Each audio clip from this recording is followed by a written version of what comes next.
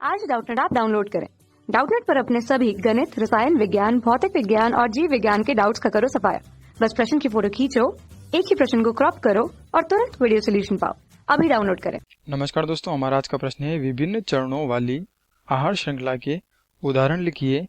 इनमें से किस स्तर पर ऊर्जा अधिक उपलब्ध होगी? इनमें से कौन सी श्रृंखला जैव घटकों की संरचना दर्शाती है? तो दोस्तों, हमें प्रश्न में पूछा गया है कि जो विभिन्न चरणों वाली आहार श्रृंखला होती है उसका हमें उदाहरण देना है और फिर किस स्तर में ऊर्जा सबसे अधिक होगी उस स्तर को हमें बताना है, तथा इसके अतिरिक्त दोस्तों इन सब में से हमें बताना है कि कौन सी श्रृंखला जैव घटकों को दर्शाती है। तो दोस्तों, चित्र में प्रदर्शित है एक पारितंत्र की संरचना जिसे हम थल पारितंत्र के नाम से या स्थल पारितंत्र के नाम से जानते हैं, ठीक है। और दोस्तों, इस पारितंत्र में अलग अलग पोषी स्तर होते हैं, जैसे कि यह पहला पौधे तथा दूसरा यह चूहा जो कि उपभोक्ता होता है, क्योंकि दोस्तों जो पौधे होते हैं यह उत्पादक की श्रेणी में आते हैं क्योंकि यह अपना भोजन स्वयं बनाते हैं सूर्य के प्रकाश की उपस्थिति में प्रकाश संश्लेषण की क्रिया के द्वारा। और जो इस उत्पादक को खाता है उसे हम प्राथमिक उपभोक्ता कहते हैं। क्या कहते हैं? प्राथमिक उपभोक्ता। तथा जो प्राथमिक उपभोक्ता का उपभोग करते हैं उसे हम द्वितीयक उपभोक्ता के नाम से जानते हैं। तथा जो उपभोक्ता द्वितीयक उपभोक्ता का उपभोग करता है उसे हम तृतीयक उपभोक्ता के नाम से जानते हैं, ठीक है। तो दोस्तों, हम देखते हैं कि विभिन्न चरणों वाली खाद्य श्रृंखला का उदाहरण जिस प्रकार की हमने देख लिया।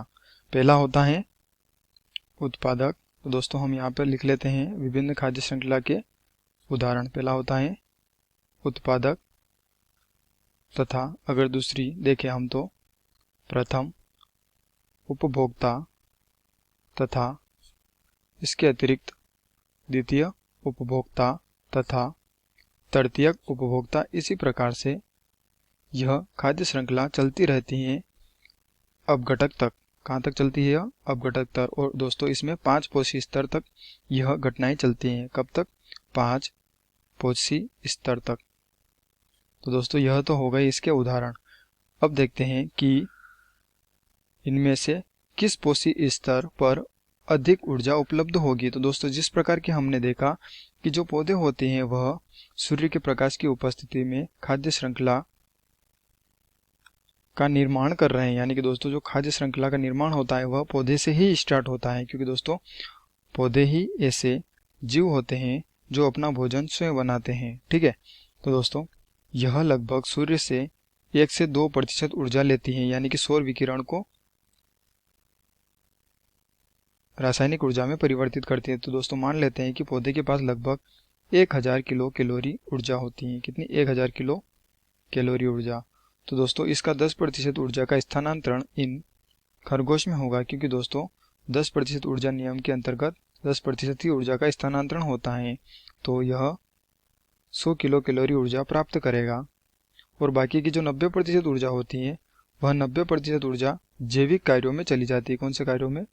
जैविक कार्यों में या वातावरण में विस्तृत हो जाती हैं। अब देखते हैं दोस्तों कि यह जो सांप होता है इस प्राथमिक उपभोक्ता का उपभोग करता है। तो दोस्तों, हम कह सकते हैं कि यह द्वितीयक उपभोक्ता होता है।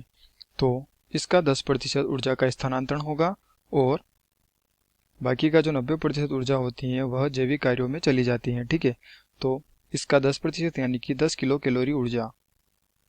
और जब इस सांप को यह चील खाता है तो इसकी भी 10% ऊर्जा का स्थानांतरण होगा, यानी कि सिर्फ 1 किलो कैलोरी ऊर्जा चील को प्राप्त होगी। और दोस्तों, जिस प्रकार से जो ऊर्जा स्तर बढ़ता जाता है उसी प्रकार के जीवों की संख्या कम होती जाती है और इसमें क्या होगा कि 90% ऊर्जा माइनस में यानी कि वातावरण में विसरित हो जाएगी और 10% ऊर्जा का ही स्थानांतरण होगा। और इस प्रकार की ऊर्जा को ऊर्जा स्थानांतरण कहते हैं और इसे 10% का नियम भी कहा गया है। ऊर्जा का 10% नियम या 10% लिंडमान का नियम भी कहा गया है।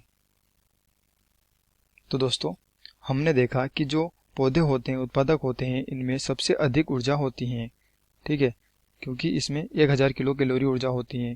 तो दोस्तों हम लिख सकते हैं कि इसके बाद इसमें या उत्पादक में सबसे अधिक या अधिक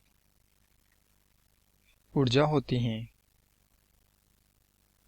तथा इसके अतिरिक्त दोस्तों हमें प्रश्न में पूछा गया है कि इनमें से कौन सी श्रृंखला जैव घटकों की संरचना दर्शाती है। तो दोस्तों यह सभी जीवधारी हैं, यह सभी जैव हैं। लेकिन दोस्तों पारितंत्र में 2 प्रकार के घटक होते हैं। पहला होता है जैव या जैव घटक तथा दूसरा होता है अजैव घटक या अजैविक घटक। तो दोस्तों जैव घटक के अंतर्गत जितने भी जीवधारी हो जाते हैं सजीव, वह सब जीवधारी जैव घटक के अंतर्गत आ जाते हैं।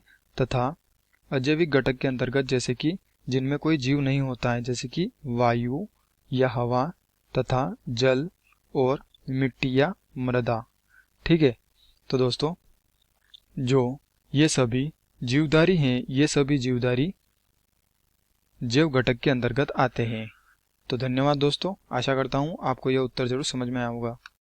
कक्षा 6 से 12वीं से लेकर नीट, IIT, JEE वो एडवांस के लेवल तक 1 करोड़ से ज्यादा छात्रों का भरोसा। आज ही डाउनलोड करें डाउटनेट ऐप या व्हाट्सएप करें अपने सारे डाउट्स 8400 400 400 पर।